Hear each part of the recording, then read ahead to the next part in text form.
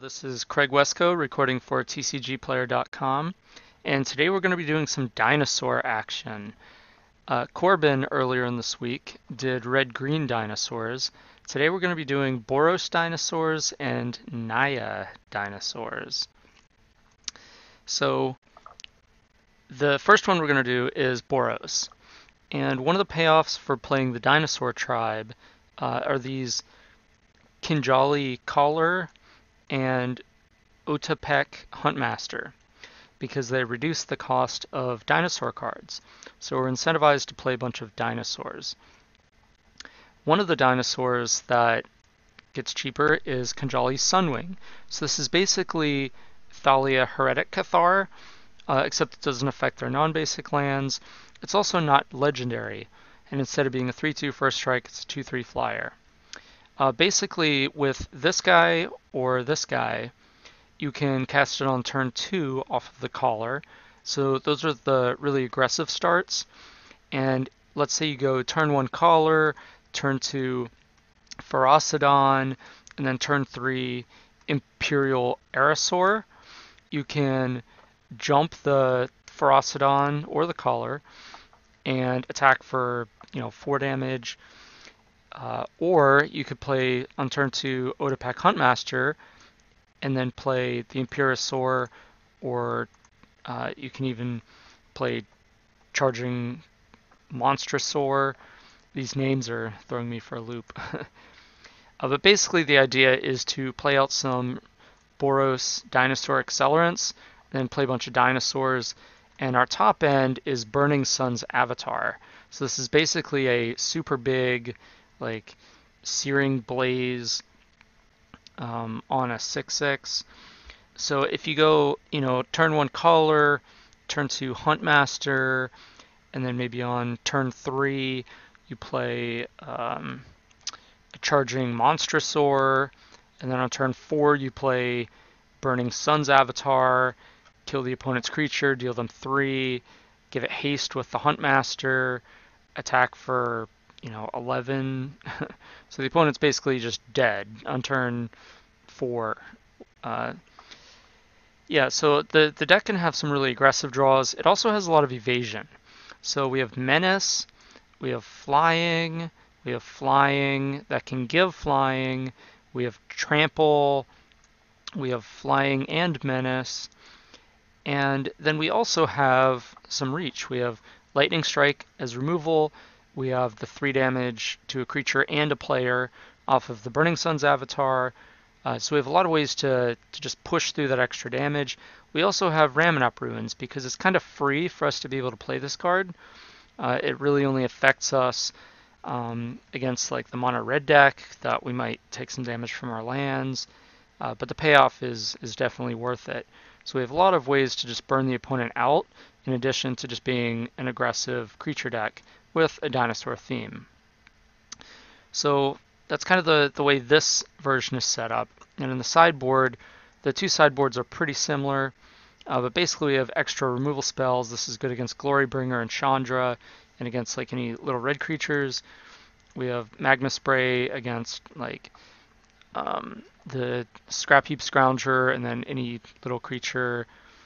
A Braid against the Godpharaoh's Gift, and then also against just 3 toughness creatures, big vehicles like big boats, Skyship. Repeating Barrage is a card I'm kind of testing out. I don't know how good it is, but I know Hammer Bogarden was really good, and we have enough creatures to be able to raid and get it back. So I figured I'll try one. It'll come in against decks that have a lot of 3 toughness creatures. This card advances Blasting Cannons. It's kind of like the Outpost, Outpost Siege, whatever it is, the red thing, that you essentially just get another card every turn. So this comes in against a lot of the mid-range decks. Chandra is similar. The advantage to running 2 and 2 is that if you have both, the legendary doesn't affect. You could just have both active. We have more Reality Smashers in the sideboard. We also have Huatli Warrior Poet as basically another way to just gain an advantage in the mid-range matchup. And its X ability is also pretty useful at just faltering and making sure the opponent can't block in a turn we are trying to attack for lethal. So it's another card that I want to test out. Not sure how good it is, but we'll find out. The other deck is Naya Dinosaurs. So the payoff is that you get to play with all the sweet green cards. The drawback is that the mana gets a little bit worse. It's not really much worse. But you do get some sweet cards like Carnage Tyrant, Regisaur Alpha, Ripjaw Raptor, Savage Stomp. And then you also get this 8-drop, Gishath Sun's Avatar, which hopefully we get to see that in action. That feels really fun if you can get it going. Basically, you also have Commune with Dinosaurs, which is another way to kind of smooth out your draws. If you're land light, you can use it to find land at a pretty small cost. And then later in the game, when you just really don't want to draw a land, when you just need any other action spell, it can turn into a really powerful game-breaking dinosaur. So it's kind of like we're only playing 22 lands. If we cut the communes, we'd have to play at least a 23rd, maybe a 24th. So it's kind of a free roll to be able to play these in a green dinosaur deck, because we have enough dinosaurs that we're going to hit a land or dinosaur almost every time. Like the other deck, we have Lightning Strike as a removal spell. We also have the Burning Sun's Avatar, so we have those ways to kill creatures, but we also have Savage Stomp. And since most of the creatures in the deck are dinosaurs, it's basically 1 mana, put a +1/+1 counter on your creature, and fight the opponent's creature. And since dinosaurs are about as big as creatures get, we'll fight and win that fight, even without the +1/+1 counter, almost every time. So this is a sweet payoff for playing green. This card's also pretty cool. It's, I guess, a little bit of an upgrade from the white version, the 1-drop, just because you can tap it for mana, and you can also just attack as a 3/3 once we have dinosaurs out. We also get Carnage Tyrant, which is a really hard card to beat for a lot of decks. A lot of decks that want to just counterspell things and target things with removal spells. Well, you can't really do that to Carnage Tyrant. And when we're giving it haste and it costs, 3 mana, 4 mana, 5 mana, it's pretty hard to deal with. In this one, this is kind of like a Glory Bringer for dinosaurs, where you just jam it and smash. And if you, let's say you go turn 2, Odopak Huntmaster, turn 3, Ripjaw Raptor, or maybe you want Ferocidon and Savage Stomp your creature, haste it, attack for 4, or here it's also haste, attack for 4.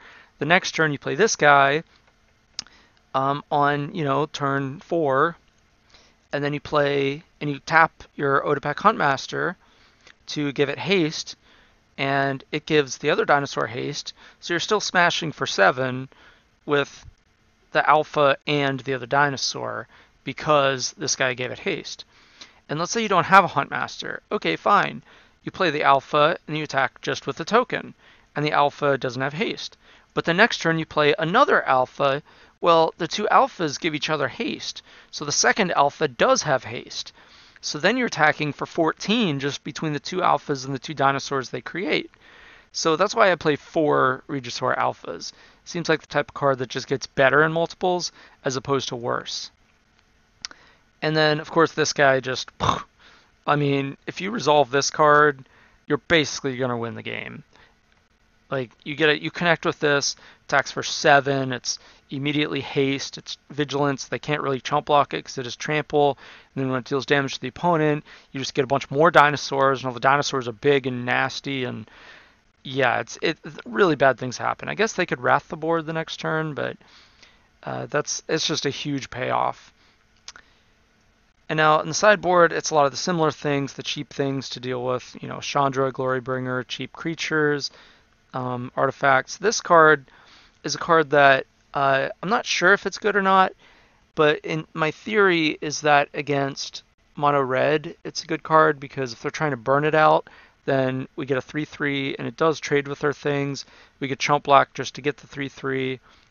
And then if we say Savage Stomp to kill something of theirs, we get the 3/3 out of it because it counts the fight. And then of course we have one of these. We have the same deal with this, mid-range matchups. Then we have Hour of Devastation,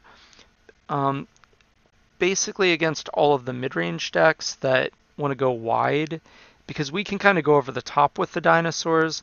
So I'm kind of testing this, see if it's worth it against go wide strategies and planeswalkers and stuff. Then some matchups where the Carnage Tyrant is just our best card. We want all 4 of them. Probably not necessary in real life when they're $25, but online they're a lot cheaper, so I just went ahead and went with the whole playset. So basically this is what we're doing today. We're doing Boros dinosaurs and we're doing Naya dinosaurs. So let's see what the best dinosaur deck is.